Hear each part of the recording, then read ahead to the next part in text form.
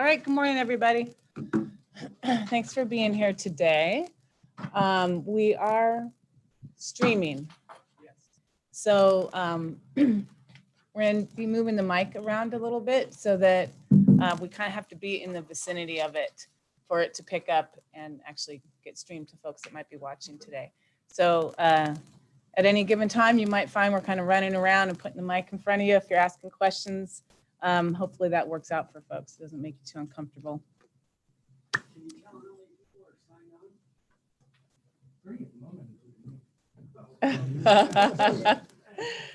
All right. Well, again, welcome. Very glad to see you all here this morning. I think everyone's kind of knows why you're here. The intention of today is to spend a little bit of time going over our draft revised forest management plan for Western Oregon State Forests. So before we jump in, we'll do a few introductions. My name is Liz Dent. I'm the State Forest Division Chief. Nick Palizzado, I'm the State Forest Wildlife Biologist. Why don't we take it out of the... I'm Mike Wilson, the Resource Support Unit Manager for the State Forest Division. Good morning, Justin Buttress, Policy Analyst for the State Forest Division and Project Manager for the FMP. Hello, Ty Williams, District Operations Coordinator on the Astoria District. I'll be Vanna, I suppose. Jason Cox, ODF Public Affairs. Bob Van Dyke, Wild Salmon Center.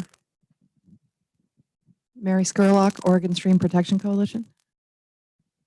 I'm Leanne Thompson. I'm the District 5, the southern half of Clatsop County Commissioner. I'm not the representative to the Council of Forest Trust Lands, so I'm here today for my district. Scott Gray with Stimson Lumber Company. Ray Jones, Stimson Lumber. Doug Cooper, Hampton Lumber. Ron Zilli, Deputy Division Chief, State Forest Planning Coordination Team. Good morning. My name is Rod Kramer with the Oregon Department of Fish and Wildlife. Ralph Saperstein, representing Boise Cascade and Associated Oregon Loggers. Good morning. I'm Cindy Kolomachuk with ODF. I'm the HCP Project Manager. Robbie LaFay with ODF, and I'm the Reforestation Coordinator. Megan Inley with ODF. Julie Waters with ODF. I did. Okay. All right. Great. So we're all present and accounted for. Okay. So as I said, we're holding this meeting today to begin discussions with our stakeholders, the public, around what this draft revised forest management plan is shaping up to look like. We did have a workshop back in September going over a key component of the forest management plan, which is our measurable outcomes. And so we took the input from that workshop and incorporated some changes into the measurable outcomes, and those have all been folded in to the current draft of the forest management plan, which you all should have in front of you today. So I just wanted to make that note. We'll be talking more about measurable outcomes later today. Want to be really clear that we recognize you just got a hold of the document probably yesterday. So we are going to mostly focus today on introducing you to the document, kind of walking through the parts and pieces, and then in a couple of places we'll dive in to talk more specifically about some examples, again, just to kind of help orient you to what's in the plan. And we'll spend a fair amount of time talking about utility of measurable outcomes and how we'll be using those in a decision-making process and adaptive management making process, both of which we talked about at the measurable outcomes workshop in September. So this isn't a formal comment period. This is really an information gathering moment for us. So the discussion is going to be really helpful, wanting to hear your questions. We'll be capturing that whole conversation and using it as we move forward and continue to revise the forest management plan. So this is really, we're looking at this as an opportunity to improve the document that would eventually take to the Board of Forestry in April. There will be more opportunities to weigh in and other ways that you can weigh in. Tomorrow, there's a meeting with the State Forest Advisory Committee, and we'll be going, that's in Salem, and we'll be going through the same process there as well. And then next week, there's the Forest Trust Lands Advisory Committee, also in Salem, and we'll be going over the same document, same process there as well.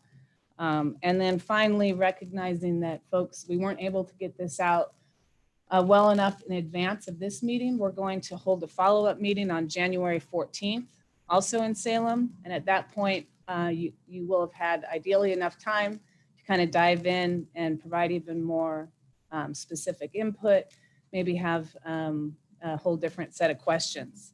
So a lot of opportunity there. There's also an online survey, and I don't know if that has actually been, that is available. Okay, so it's posted on our project page. That's an opportunity to electronically kind of let us know your perspectives, what's important, what you'd like to see in the plan, those sorts of things.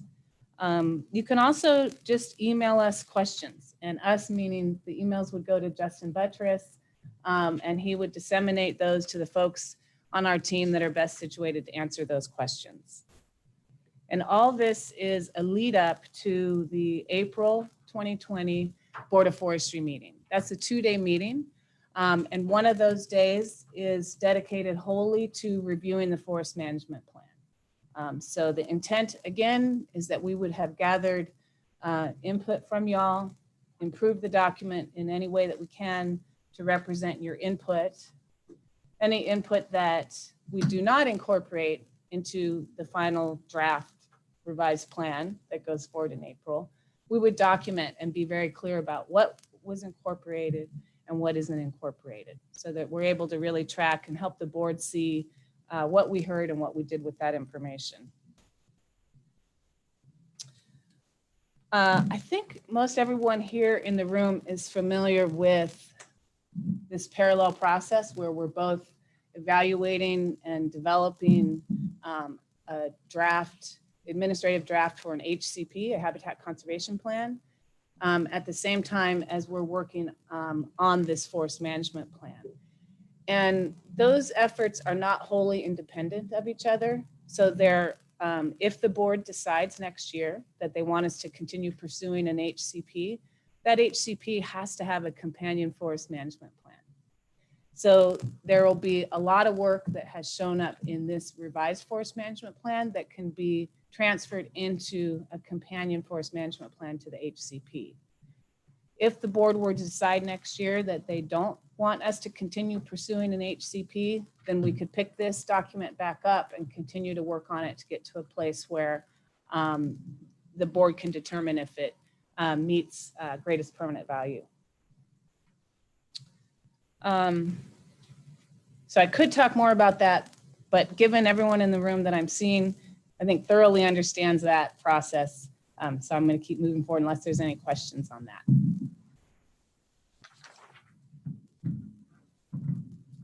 And that may be the case on a lot of these introductory slides as well, but I'm still going to hit the high points just to make sure that we're on the same page.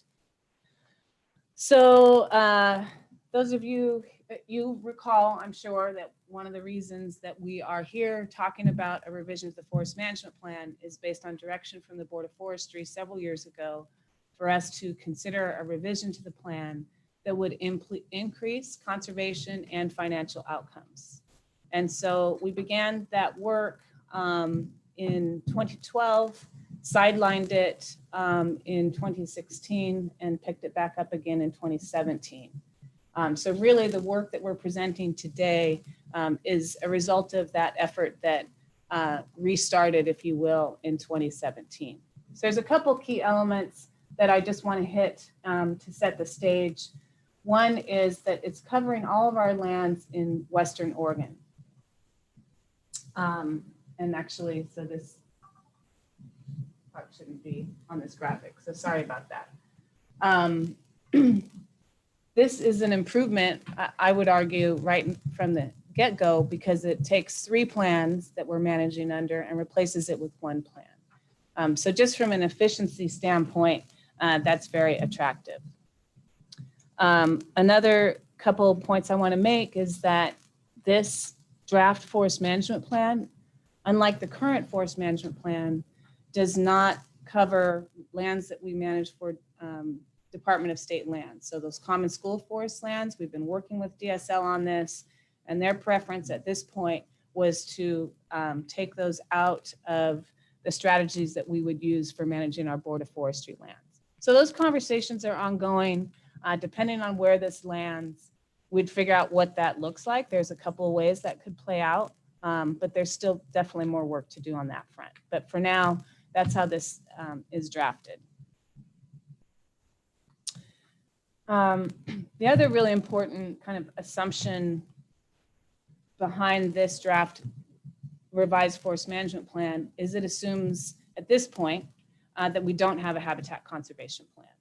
So I say at this point because if the board were to direct us in the fall to move, as I said, to move forward on an HCP, we would take this and change it so that it works as a companion document with the habitat conservation plan.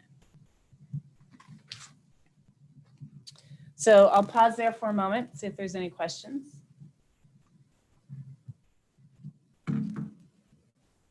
Okay, so what are we going to cover today? We're going to spend a little bit of time going over the legal mandates for managing state forests as codified in statute and rule, characterizing what it means to manage for greatest permanent value and what a planning rule, i.e. the forest management plan, needs to contain. And then we're going to go into how is the forest management plan organized, kind of walk through the chapters and what the content is. Again, a way of just sort of introducing you to the plan and walking through that together. And then we'll highlight certain elements of the plan. We'll get into some more specific examples. We want to highlight some of the key adjustments that have been made to the plan as compared to the current plan. And then we'll spend a little bit of time talking about how we use measurable outcomes, how we're proposing to use measurable outcomes, and how those would be used in an adaptive management and decision-making process. So with that, I'll turn over to Justin to talk about greatest permanent value.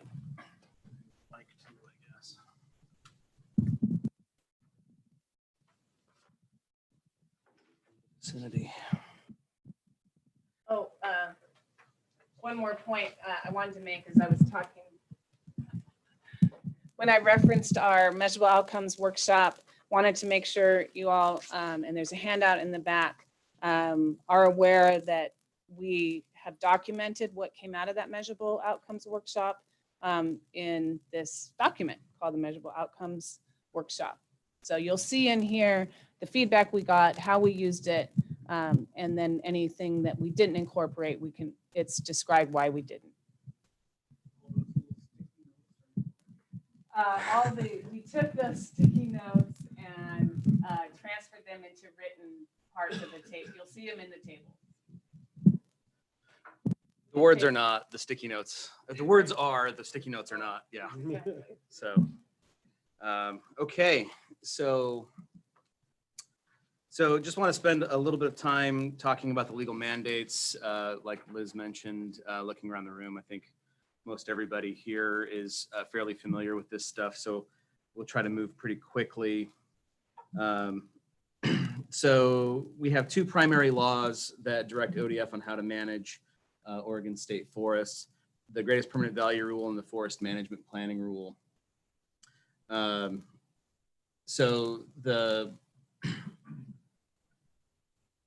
I'm going to run through some of the highlights of these laws. There are copies of at least the first part of Division 35 on the back table. Should you want to look at the entirety of that, has the definitions and the board findings, as well as the planning rule and the GPV rule. There's more to that rule division, but nothing that we'll be talking about today. So state forest lands are required to be managed for the greatest permanent value to the state. The term GPV is further defined in rule to mean healthy, productive, and sustainable forest ecosystems that over time and across the landscape provide a full range of social, economic, and environmental benefits to the people of Oregon. So you can see that language there. GPV also requires the state forester to maintain the lands as forest lands and to actively manage them in a sound environmental manner to provide sustainable timber harvest and revenues. And that can be found in paragraph 2 of division of Rule 20, the GPV rule.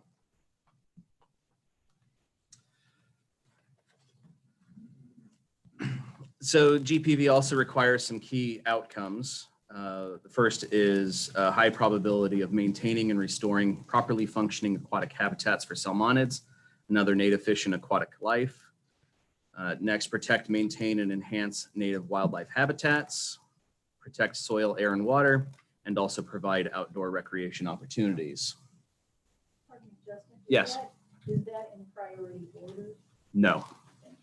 Maybe repeat the question since the mic isn't right next Oh, to. yeah. The question was whether those were in a priority order, and they are not.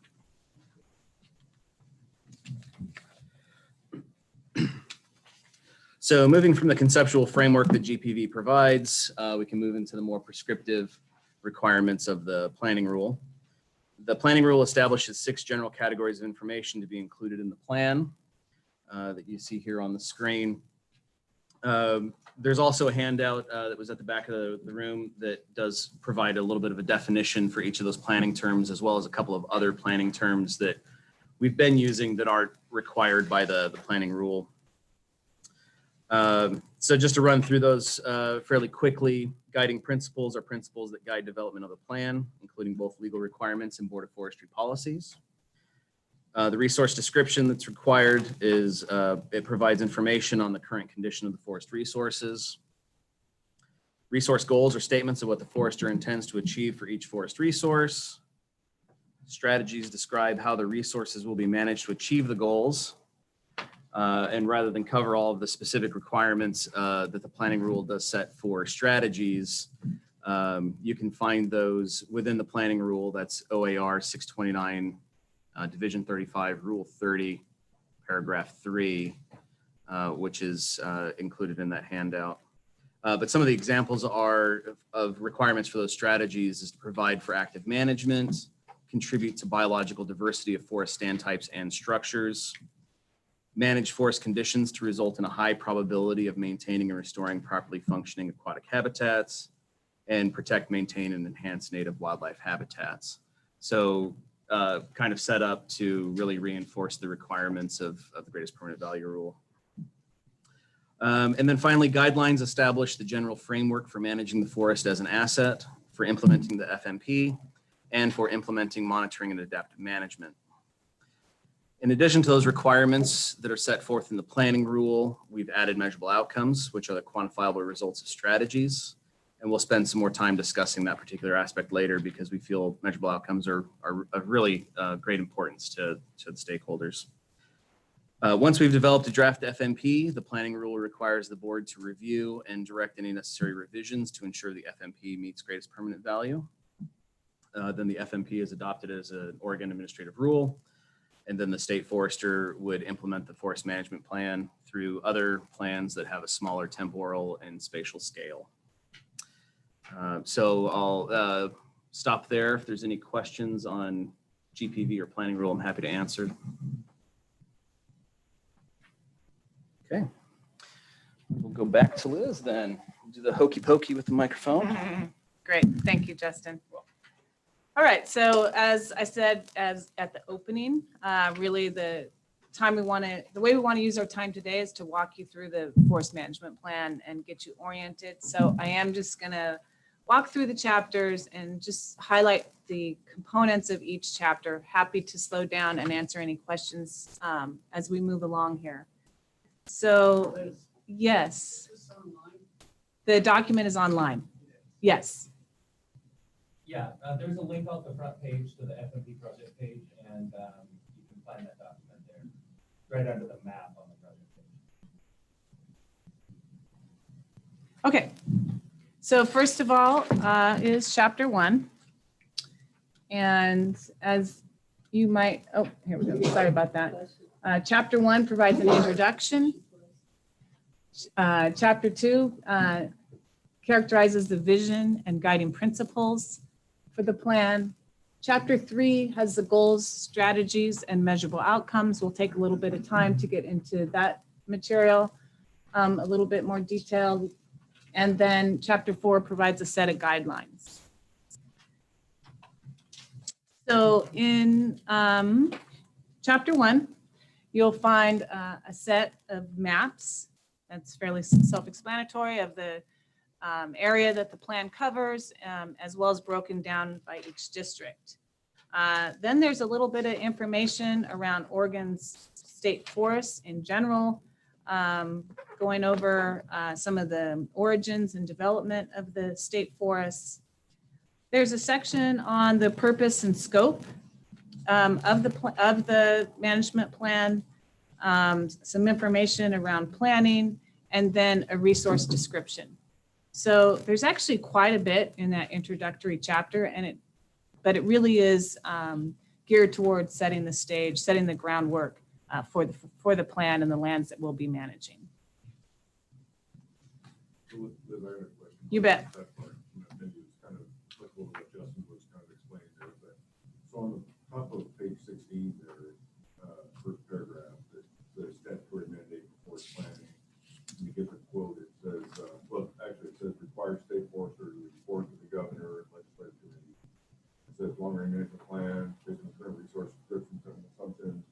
And then the key part is including sustained yield calculations for the purpose of including connectivity, et cetera. So has that been something that the state forester, Peter, specifically has done each year or on a regular basis? The mechanism, yes. And the main way that we've been doing that is through our presentations to the Ways and Means Committee.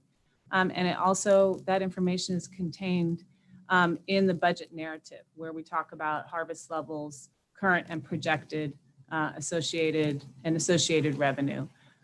In the past, we've had some information as well on in our presentation that goes outside the actual printed materials and speaks to harvest and standing volume.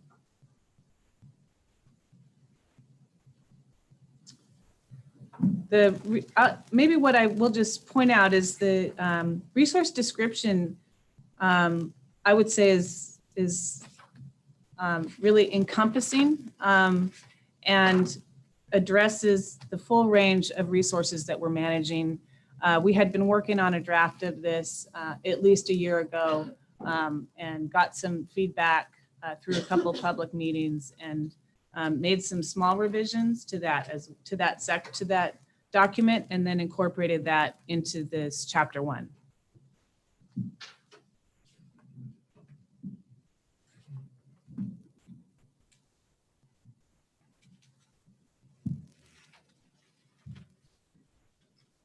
Okay. So chapter 2 opens with a characterization of our legal mandate. Justin walked through that. That's our greatest permanent value statutes and rules, and then provides a description of the vision for managing these lands in terms of historical context, greatest permanent value and ecosystem services, key principles for managing these forests, alignment of the state forest management with plan goals, strategies, measurable outcomes, role of adaptive management, and implementation. It goes on to discuss the spatial considerations, temporal considerations, landscape scale versus site scale, landscape functions, and again, really sets the stage for the management perspective within the forest management plan. And then finally, it has a set of guiding principles. We worked on these separately with the Board of Forestry, again, a little over a year ago. And there are 11 guiding principles, and the board actually adopted these as standalone at that time. So those are incorporated into this forest management plan.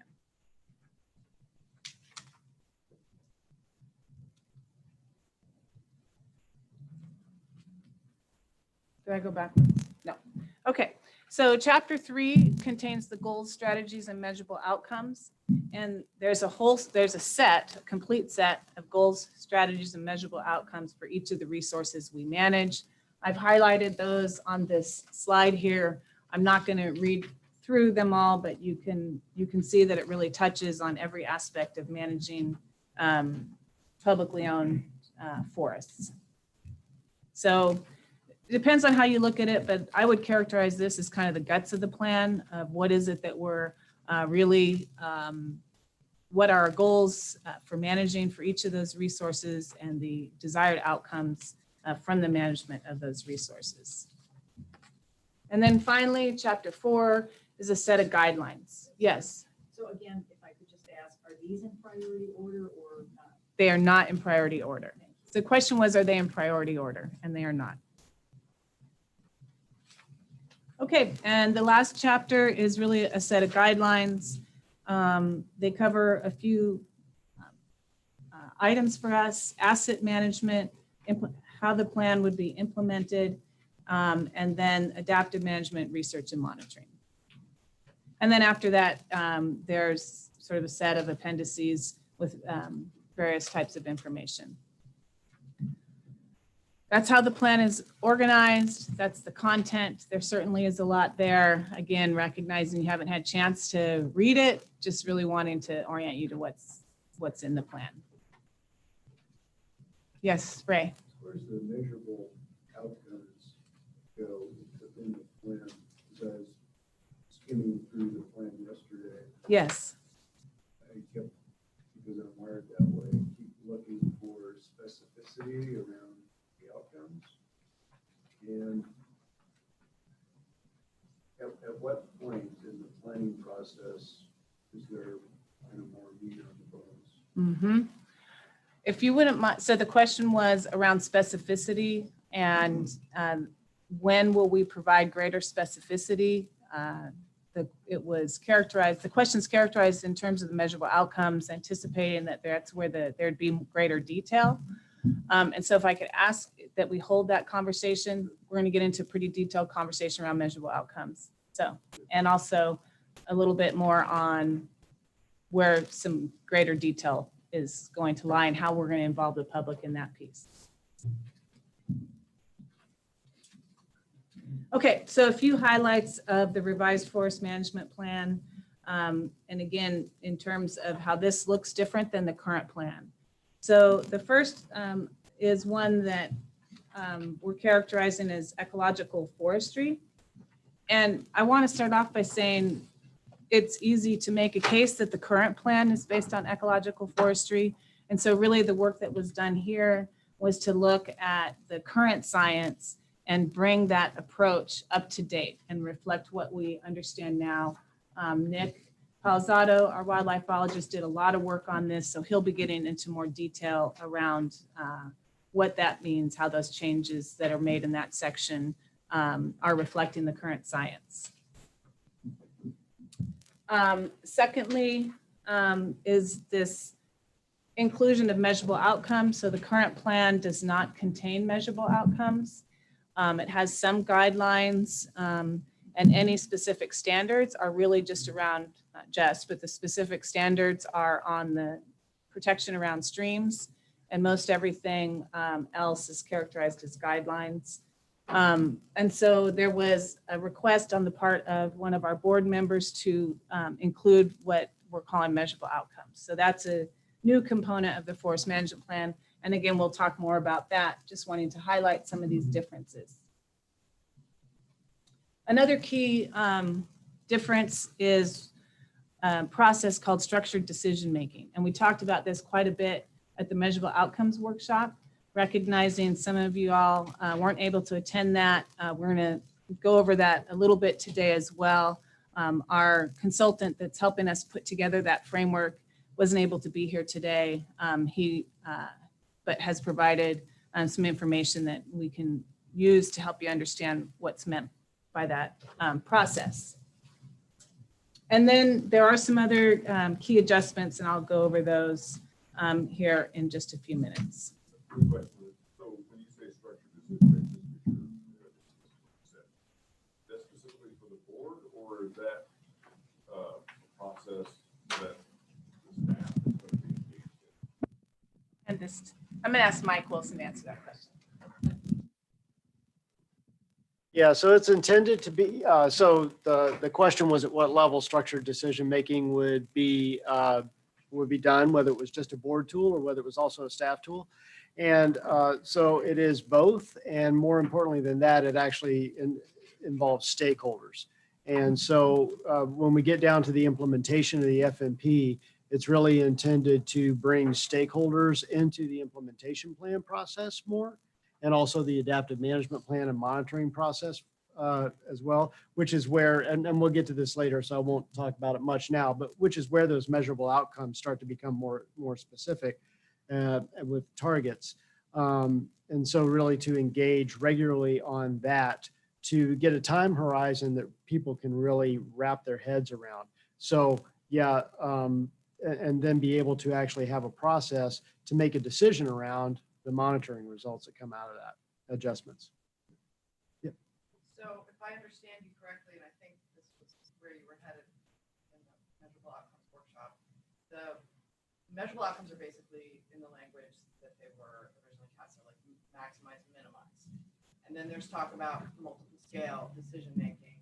It's unclear at what scale the measurable outcomes actually apply. I think you're saying all that gets decided through a structured decision-making process.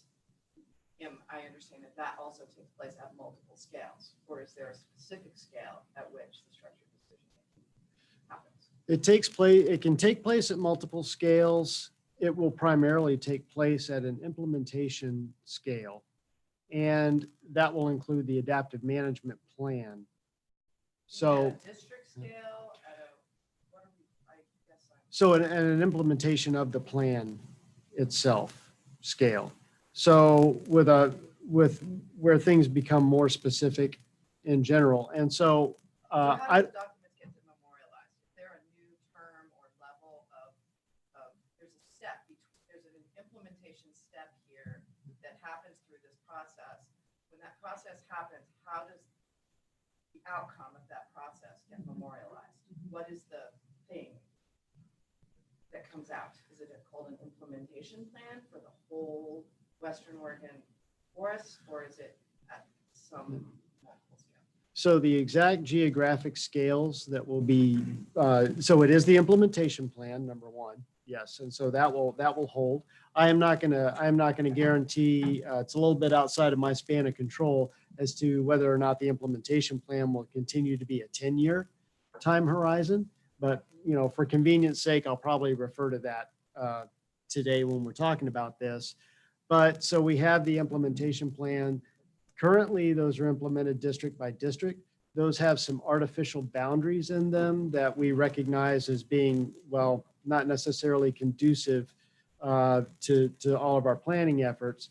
So it will be at some geographic unit, whether it is actually plan area wide as one implementation plan or broken into more logical geographic units. I do not know at this time, but it will be rolled out as essentially kind of like our current IP process, but a lot more involved, a lot more deliberate engagement, I should say.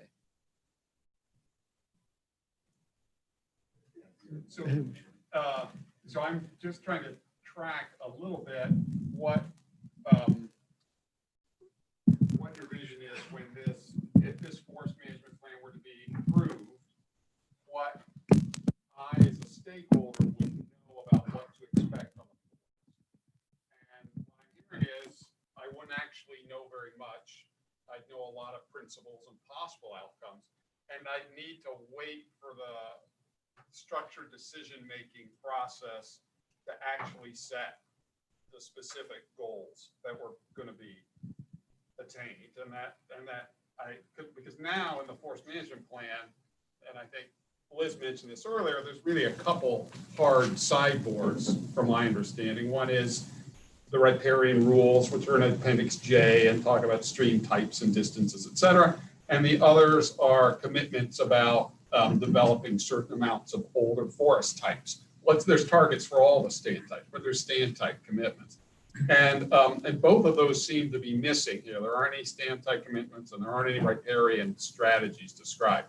So as a stakeholder, I just want to understand that you're proposing that none of those commitments be made in the plan and that they all come through some subsequent process. Is that correct?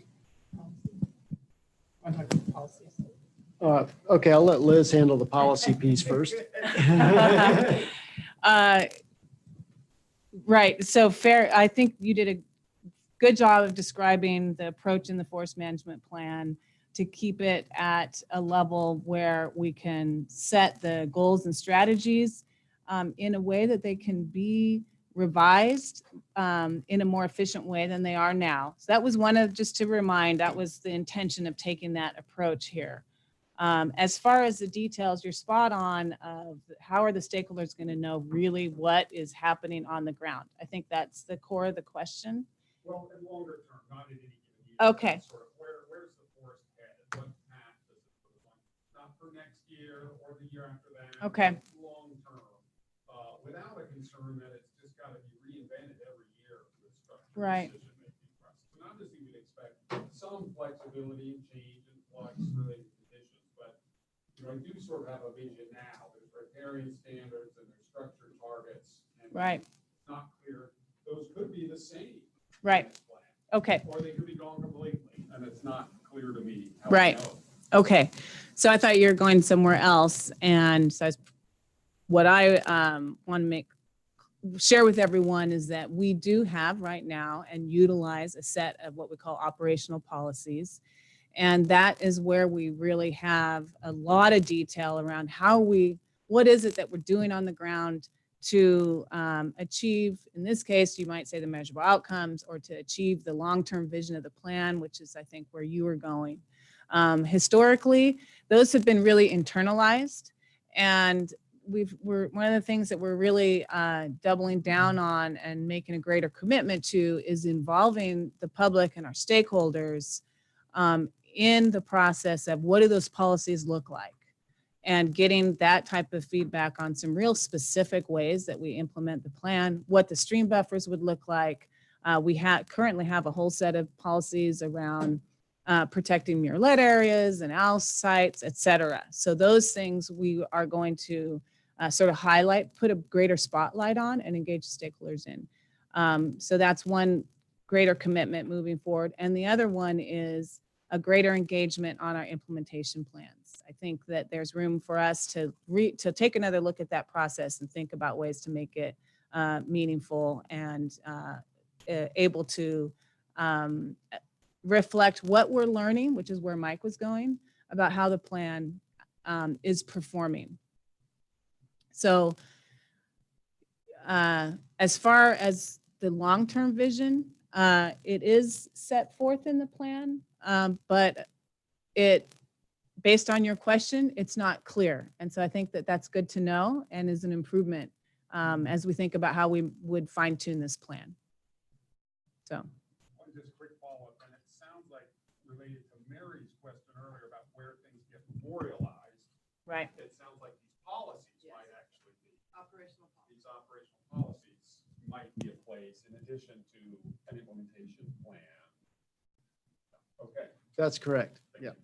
And really, here they are, like really going through that process, and here they are wanting really. Ray was actually clarity first. and I'll come to you in a second here. Sorry. Just a clarification question. So this structured decision-making process, I assume that resembles something like what we heard and was presented at the last Board of Forestry meeting?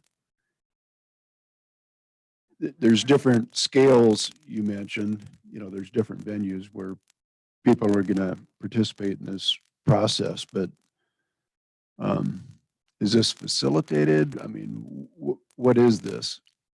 Unfortunately, I was not at the last Board of Forestry meeting.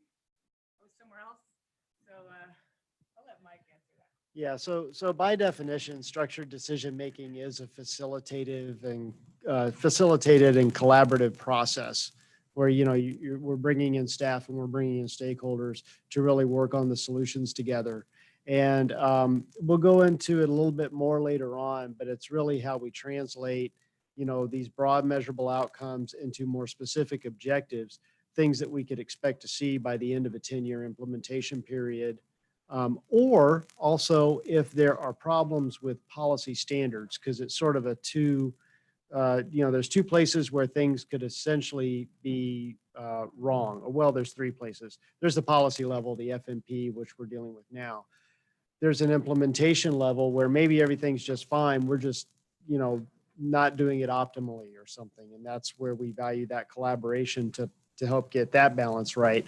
But then also in the standard management standards that we have and bringing in a more collaborative approach on that, because there could be just actually a problem with the standard. A standard is simply deficient and it's not an implementation issue. So we're trying to recognize all those three problem areas and have people involved, have stakeholders involved throughout at multiple levels. We will talk about structured decision making more. It is in the presentation today. So it may be a good time to move on unless there's one more clarifying that helps you think about it while we're talking about other things. Okay. Yeah. Thank you for indulging me. So where I am is the point of public contact, the nexus, because when people have a beef with what you do, they come to their county board of commissioners and they say, stop this, change this, make this happen. So we're dealing not only with your planning process as it exists, but how it's implemented through time. So as we go forward, if you could hold my reality in your point of view in your presentation, I'd be grateful, because I want to know how to respond to people who say, basically, we want you to, pejorative statement, alert, we want you to micromanage what the Department of Forestry does in our area. So that's my reality, and I would be grateful if your presentation could address that. Thank you.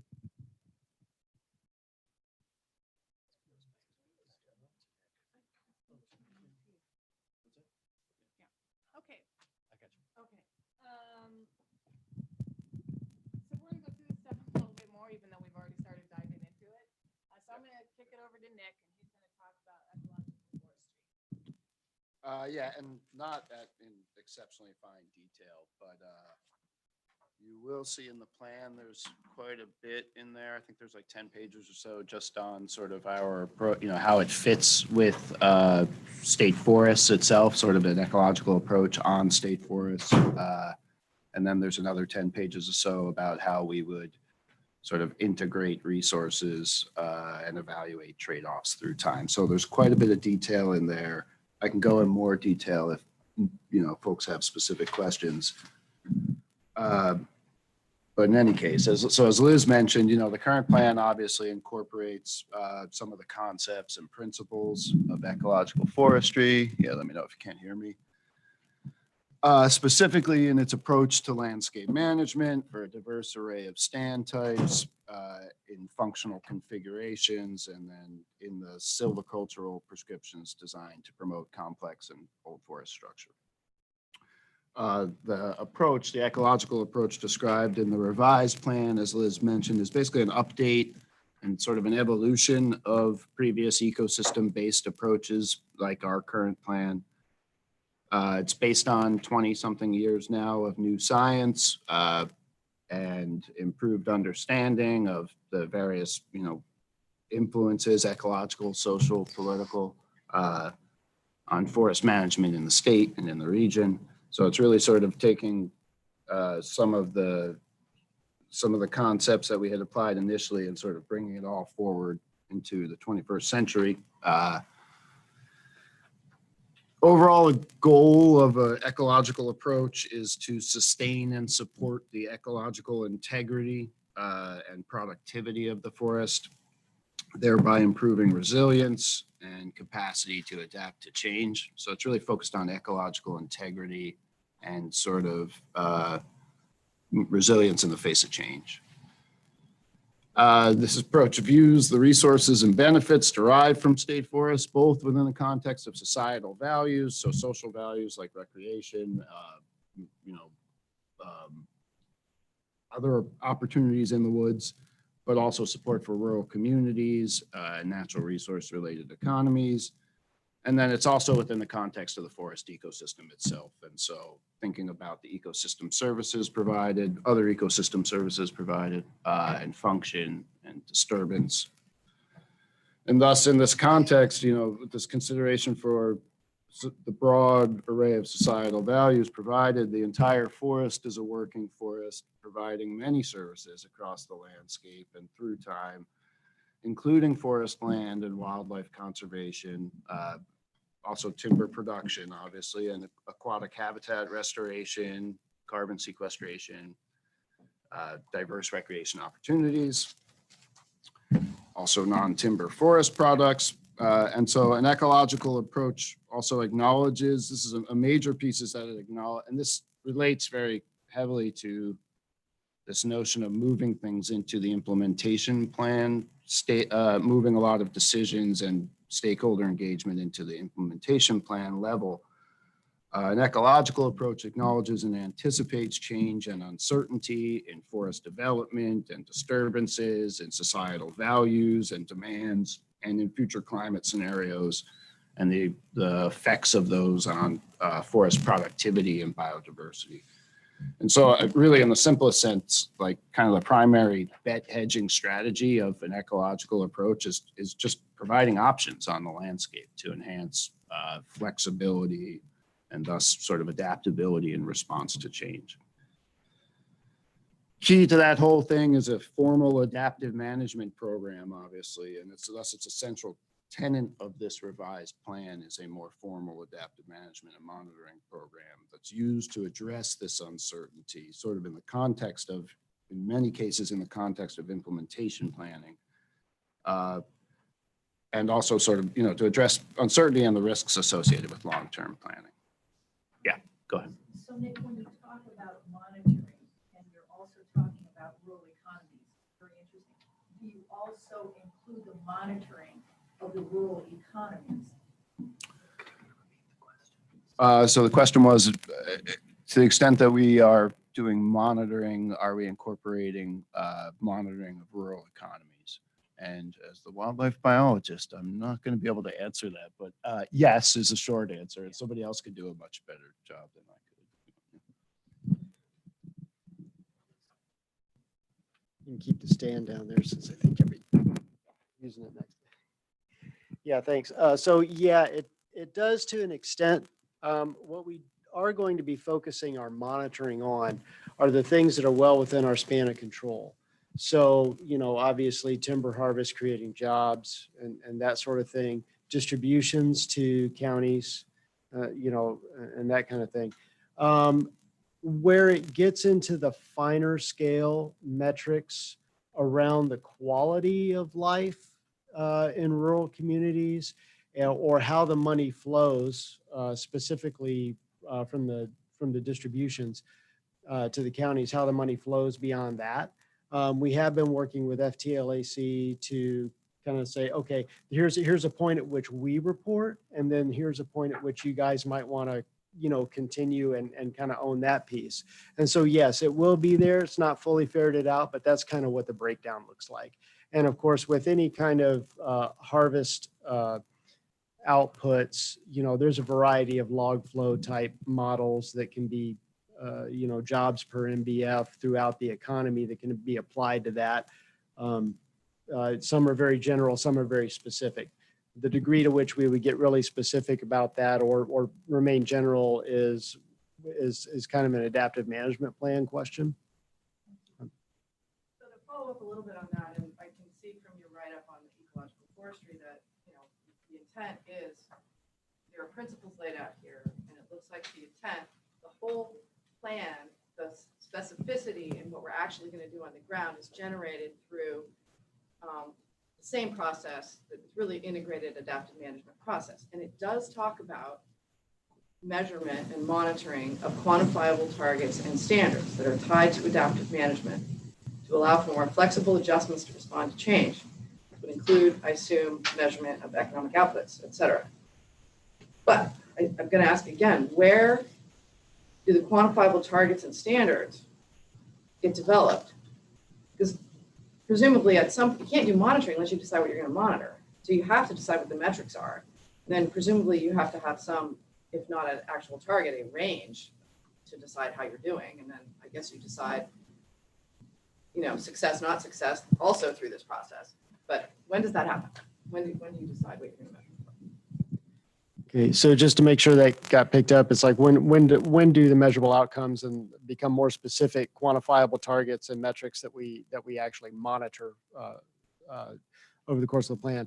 And that's in the adaptive management plan, which is not fully developed yet. And the adaptive management plan is captures that range of things, but also works with the implementation plan as well. But the quantifiable targets, so where measurable outcomes at a broad level become more specific, where they start to have targets is in the adaptive management plan. And where you start to have specific objectives for those targets is in each iteration of the implementation plan as we move forward. Well, implementation plan has to be first. You have to adapt something that you're already doing. So I guess we decide what we're going to do in the implementation plan, and then we monitor and we adapt that, right? I mean, I'm just trying to figure I'm chicken or the egg here. Right. We can't all go to the adaptive management plan because we have to have a plan first. And the plan is not here. The plan is to get a plan. That's the way I read this plan. Okay, and this graphic, when we get to it, is going to help, I think. So the adaptive management plan actually will be developed before the implementation plans in terms of trying to break the measurable outcomes